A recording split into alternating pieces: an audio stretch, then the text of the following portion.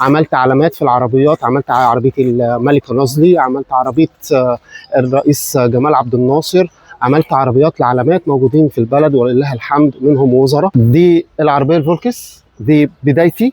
ده احنا هنا في المراحل النهائيه الفينش. انا السروجي، بنبدا مرحله السروجي في العربيه، والحمد لله العربيه دي كانت مدخل ليا ان انا اتعامل مع العربيات الكلاسيك القديمه اللي هي ثلاثينات اربعينات.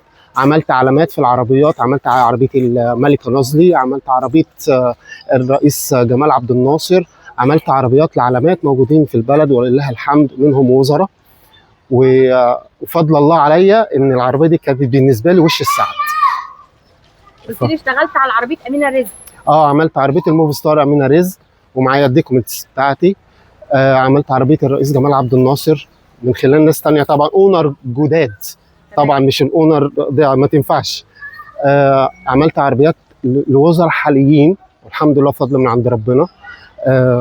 كانت بالنسبه لي فتحه خير، وكانت مصدر رزق. الحمد لله اتجوزت وربيت ولادي، وولادي النهارده في جامعات ومخلصين كمان بفضل الله. انت تخصص دراستك ايه اصلا؟ انا معايا بزنس ادمنستريشن جامعه القاهره، ومعايا سياحه وفنادق تخصص مطبخ من سايبرس كوليدج.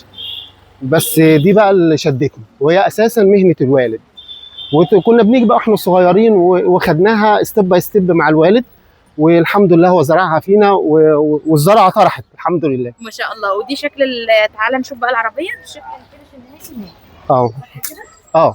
دي كده العربيه خلاص جاهزه، دي خلاص يعني ريدي تو جو. دي الحمد لله خلصت. طبعا كانت حالتها زي دي بدايه الصفر من هنا، ودي خلاص دي نهايه المشوار. الحمد لله دي الصوره النهائيه. العربيه كان كل ده مفكوك بالمنظر دوت، والحمد لله العربيه بقت بكامل هيئتها، حاجه بسم الله ما شاء الله.